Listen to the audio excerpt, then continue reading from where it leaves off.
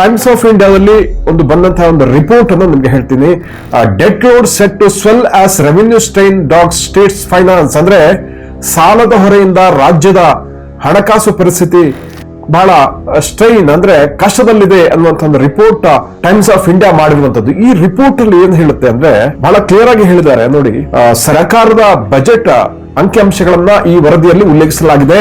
2025-26ರಲ್ಲಿ ಸರ್ಕಾರ ಮಾಡ್ಕೊಳ್ಳುವಂತಹ ಸಾಲನೇ 1 ಲಕ್ಷದ ಗಡಿ ದಾಟಿದೆ. 1,10,000ಕ್ಕೂ ಹೆಚ್ಚು ಸಾಲವನ್ನ 2026-27ರ ಸಾಲದಲ್ಲಿ ಮಾಡ್ತಾ ಇದೆ. ಸೊ ಅದು ಒಂದಾದ್ರೆ 2024-25ರಲ್ಲಿ ರಾಜ್ಯ ಸರ್ಕಾರ 1 ಲಕ್ಷ ಕೋಟಿಗೂ ಹೆಚ್ಚು ಸಾಲ ಮಾಡಿತು. ಅಲ್ಲಿಂದ ಇಲ್ಲಿಯವರೆಗೆ ಪ್ರತಿ ವರ್ಷ ಸಾಲ ಮಾಡ್ತಾ ಈಗ ರಾಜ್ಯ ಸರ್ಕಾರದ ಒಟ್ಟು ಲಯಬಿಲಿಟೀಸ್ 7,60,000 ಕೋಟಿ ರೂಪಾಯಿಗೆ ಏರಿಕೆ ಆಗ್ತಾ ಇದೆ.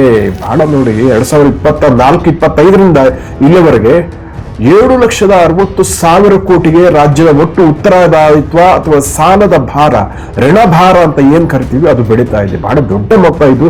ಖಂಡಿತವಾಗಿ ಕೂಡ ಇದನ್ನ ನಿರಾಕರಣೆ ಮಾಡುವ ಹಾಗಿಲ್ಲ. ಇದನ್ನು ಕೂಡ ಬಜೆಟ್ ಅಂಕಿಅಂಶಗಳನ್ನ ಕೊಟ್ಟು ಟೈಮ್ಸ್ ಆಫ್ ಇಂಡಿಯಾ ಸಿದ್ಧಪಡಿಸಿರುವಂತಹ ವರದಿ ಇದು ಹೇಳುತ್ತೆ, ಬಹಳ ಕ್ಲಿಯರ್ ಆಗಿ ಹೇಳುತ್ತೆ.